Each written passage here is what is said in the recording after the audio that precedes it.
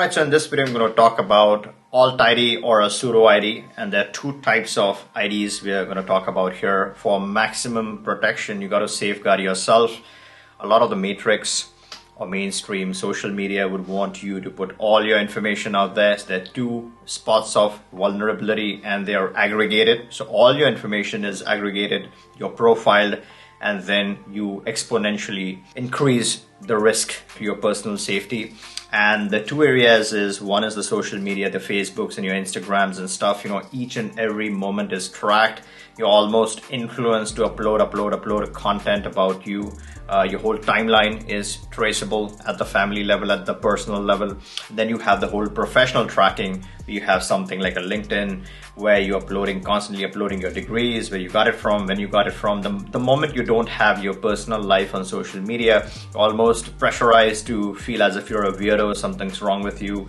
The job people, when you're professionally looking for a job, they want your information. They want to look you up. They want to know everything about you. They want to know every degree, all the dates, and all of that. So this should be a private screening at the HR level, but now it's all up for a toss on social media.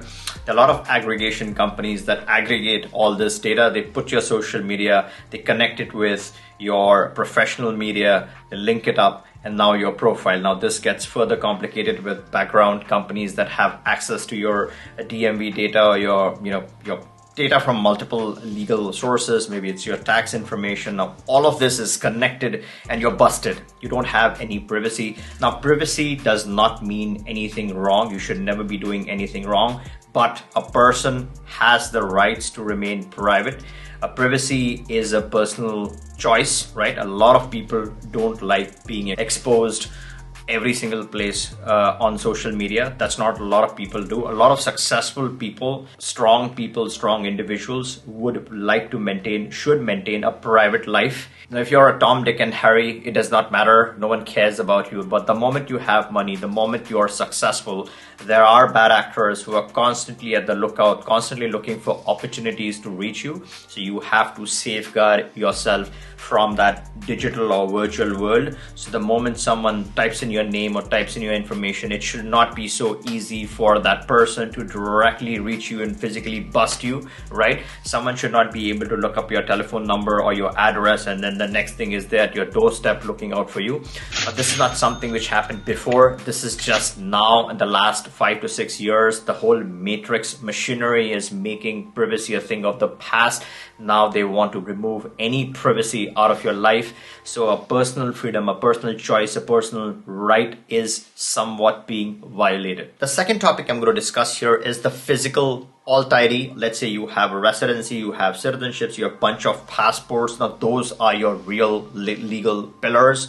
That is what is going to protect you in all circumstances. So when you have access to multiple jurisdictions, you can take advantage of that. You can sue people in different jurisdictions of your choice when it comes to filing lawsuits. When you're getting sued, you want legal options in place to play this wisely, be in the right jurisdiction and fight out your battles till your name is clear. Once your name is clear, you can switch jurisdictions. So you want to have all the solid legal protections in place, and that's where you want the physical alt IDs. The second reason why you want an alt ID is to diversify your portfolio. You have wealth, right? It should not be in the control of a particular country or a bank. It should be diversified, spread across, so you have more access to your own monies. It's a decentralized system that you're building for your life in today's complex world. When you have multiple passports and citizenships, that is the true protection of the highest level.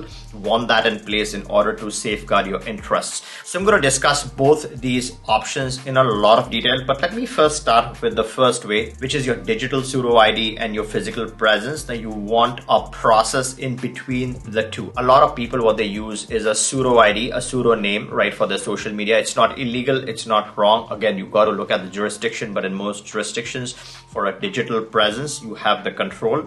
So when you're putting information out there, you should be in possession and you should be aware of what information you're placing out there. No one should be able to aggregate the information, process the information and bust you. You want to have more privacy, more security. People should not be able to trace you looking at your digital profile. So that is where your pseudo presence, your pseudo names and all those things play a big role. So when you are strategizing your digital presence, you got to make sure that is not easily traceable or linkable to your physical self. You want to have protection in place. You want to have a process in place. Now this process should have an approval mechanism before they reach you. It's like when someone is coming to your doorstep, you want to have a process of identifying who they are. You're not going to open up the door for goons to come inside and attack you. You want to have a barrier. So when you're talking about a digital ID and your physical ID, your physical presence, that process in place safeguards your situation. And as I said, one of the key ways to build that process is to make sure what information you're placing outside.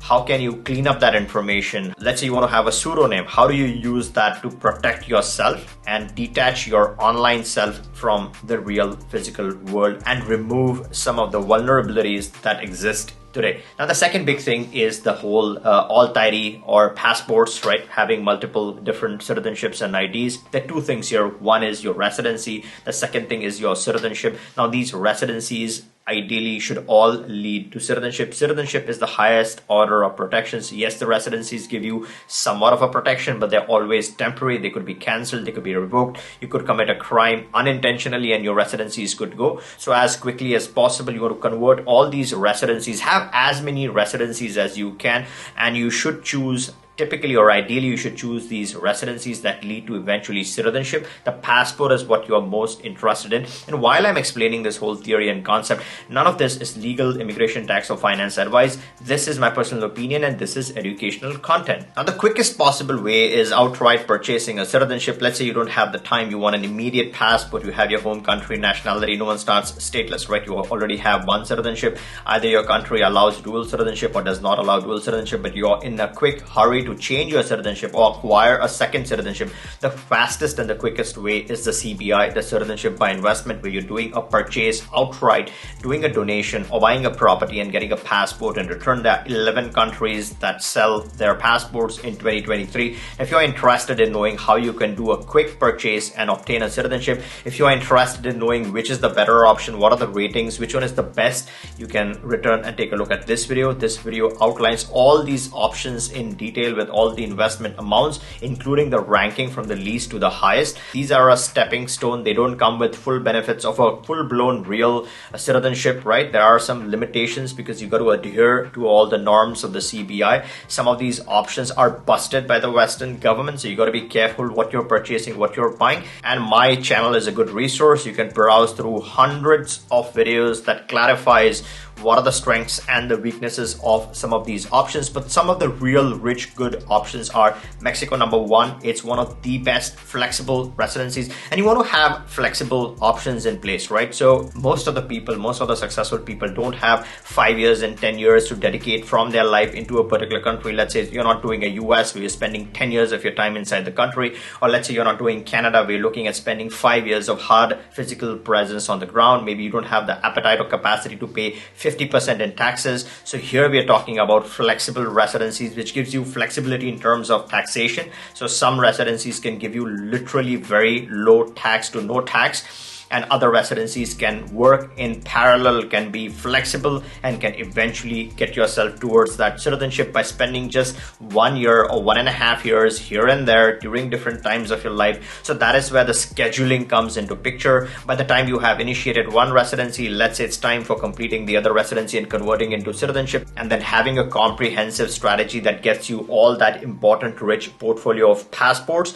That is where all the flexible residencies come into play. Some of the great options that I talk about on my channel, and we have solid, strong attorneys to get you started with, are Mexico. Mexico is one of the best options in my opinion, where you have a flexible residency and you can eventually get that all important, solid, strong Mexican passport. It has beautiful people inside of Mexico. If you're looking for dating, if you're looking to find your life partner, then you can't get any better than the Mexican option. Mexicans also have access to Canada, so they do have a very solid passport. Let's say you're finding a wife in Mexico, she is able to travel to better countries countries, so you have that option.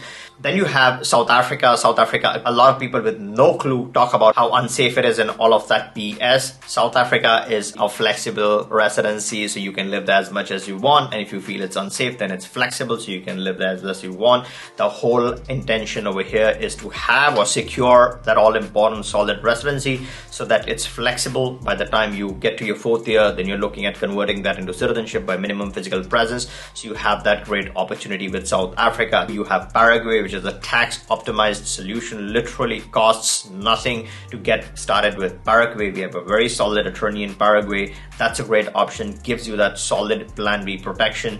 Then you have Ecuador. Ecuador also is a great option. It has one of the most flexible residencies that you can get, just like Mexico. If you're looking to convert that into a citizenship in future, you have limited physical presence required for that, and you can convert an Ecuadorian residency into a citizenship in future. Then you have Mauritius. Mauritius is a great option for someone who is looking for that exotic, solid, strong, bulletproof African passport. At the same time, you want to spend some time in the country, you want to enjoy the beauty of Mauritius, then that's a great option. In as little as a couple of years, you can really secure some solid benefits from Mauritius. There's Curacao, which can then lead to that Dutch citizenship in future. If you're a single citizenship guy and you want one of the most powerful passports on planet Earth, and then you're not looking for anything else, you want to pair that with multiple residencies, then Curacao is a great hack to the Dutch citizenship in future. So that's an option you can look at. And I do have a lot of content that I keep uploading in the advanced polls and chats, including private briefings on legal protections, etc. So if you aren't an advanced member of this channel, then make sure to check the description